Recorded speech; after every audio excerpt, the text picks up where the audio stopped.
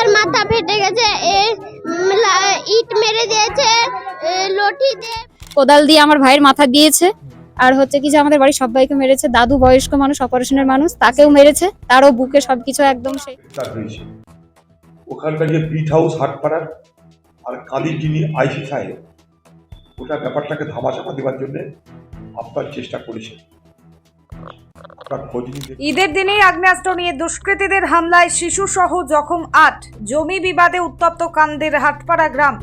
ঈদের আনন্দ মুহূর্তে ম্লান হয়ে গেল মুর্শিদাবাদের কান্দি থানার হাটপাড়া গ্রামে। শনিবার সকালে পিস্তল ও হাসুয়া নিয়ে দুষ্কৃতীদের হামলায় শিশু সহ অন্তত ৮ জন গুরুতর জখম হয়েছেন।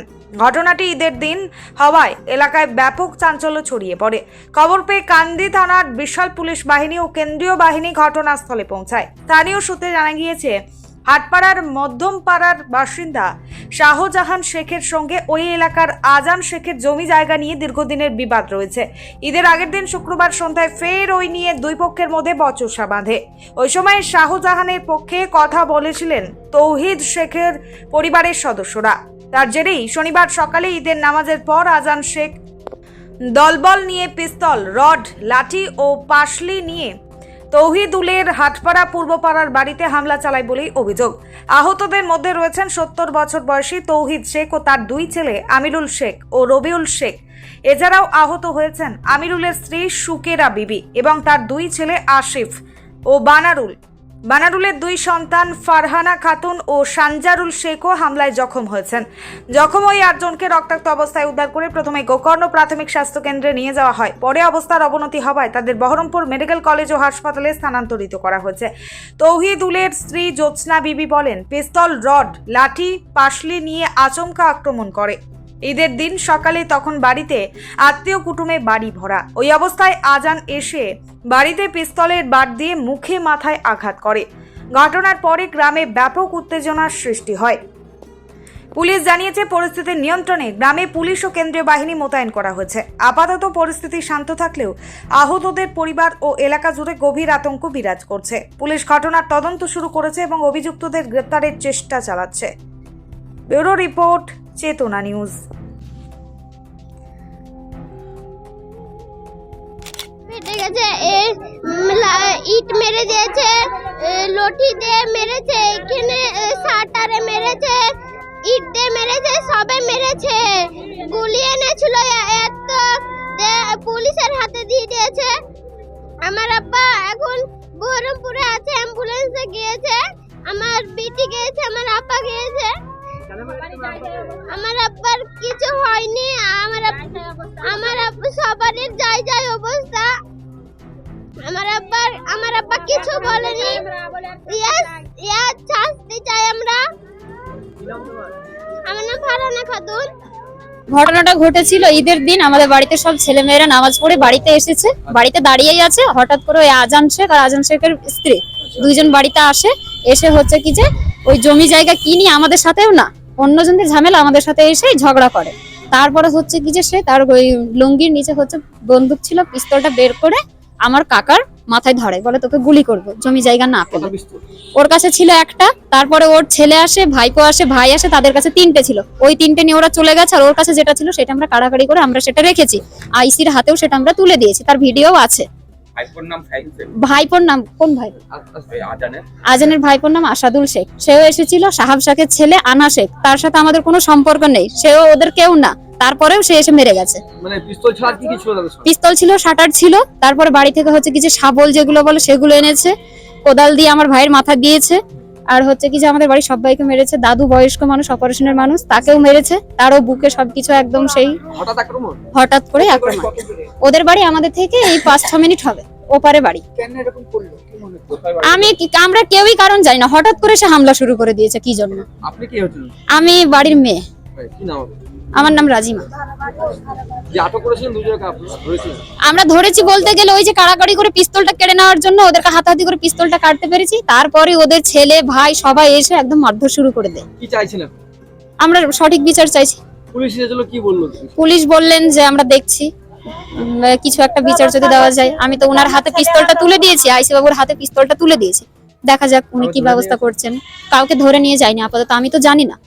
আপনার নাম কি বললেন? রাজিমা। কাজিমা বিবি? না, খাতুন, আনম্যারিড। আমি জানি এর মধ্যে আমি নির্বাচন কমিশনকে অবগত করি সেই বিষয়টা, এবং নির্বাচন কমিশনকে অবগত করানোর পর সেখানে গ্রেপ্তার হয়েছে। ওখানকার যে পিট হাউস হাটপাড়ার আর কাদির যিনি আইসি সাহেব, ওটা ব্যাপারটাকে ধামাচাপা দেওয়ার জন্য আপনার চেষ্টা করেছেন। আপনার খোঁজ নিয়ে দেখবেন যে যাদের পরিবারে হামলা, তাদের পরিবারের লোককে দ্বিতীয়বার সেই পরিবারে ঢুকতে দিচ্ছে না, সে তাদের নিজেদের বাড়িতে ঢুকতে দিচ্ছে না।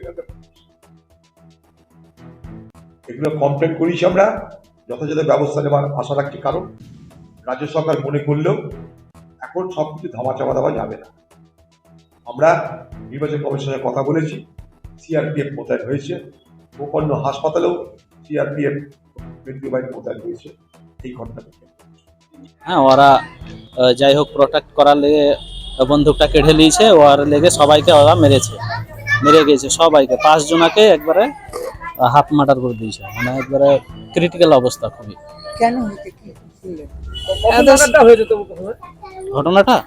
ঘটনাটা এই 10টার দিকে হয়েছে, 10টা সাড়ে 10টা। প্রথমে আক্রমণ করতে এসেছে? প্রথমে হ্যাঁ, ওরা এসেছে, দলবল নিয়ে এসেছে। যাই হোক এদের সাথে কোনো মানে আগে ঝামেলা হয়নি, ওদের হয়তো বংশর ওইখানে ওই পাড়াতে ঝামেলা হয়েছিল, সেই হিসেবে এরা বুলার লেগে ওরা দলবল নিয়ে যে এসেছে এটা ওরা ভাবতে পারেনি, ওরা বাড়তেই ছিল। ওরা সব দলবল নিয়ে এসে ওদের বাড়ি কোথায় জানো? ওদের বাড়ি হচ্ছে ওই পাড়া, হাটপাড়ার ওই আপনার না রাজধানীর পশ্চিমপাড়া, ওই যে মাহাজপাড়া আমাদের হাটপাড়া। কি অস্ত্র নিয়ে এসেছিল? ওই একটা মাউজার নিয়ে এসেছিল, আরো অস্ত্র ছিল ওদের কাছে। মাউজারটা ধরে নিয়েছে, দিয়ে আইসি সাহেবকে দিলে আমার মাউজার। স্থানীয় বাসিন্দা? হ্যাঁ, আমি স্থানীয় বাসিন্দা। আমি ওদের রিলেটিভ হচ্ছি। আমার নাম সম্রাট সিং। আমরা ভালো মন্দ কিছুই জানছি না। ওইখানে বলে বাড়ি করে ঝামেলা হয়েছে আমার ভাসুরের বেটার সাথে। এবার ও একে বলতে এসেছে, চাচা বাবা হচ্ছে, তার জন্য একে বলতে এসেছে যে আমি জায়গা পাবো ওইখানটায়, তার জায়গাটা আমাকে যদি না দেয় তাহলে অসুবিধা হবে। আমি বলছি ওইখানটা তুই পাবি, ওইখানে লিখবি, আমাদের বাড়িতে তো কোনো অশান্তি নাই, পরের জায়গা আমরা কেন গায়ে ভরবো, এখানে কেন আমাদেরকে গালাগালি করবি। এই কথা বলার সাথে ফাড়াম করে গুলিবাহি করে ও বুকে লাগে। তখনই ওখানে ধরলে, ওই ধরাতেই একবারে যত লোক ছিল সবাই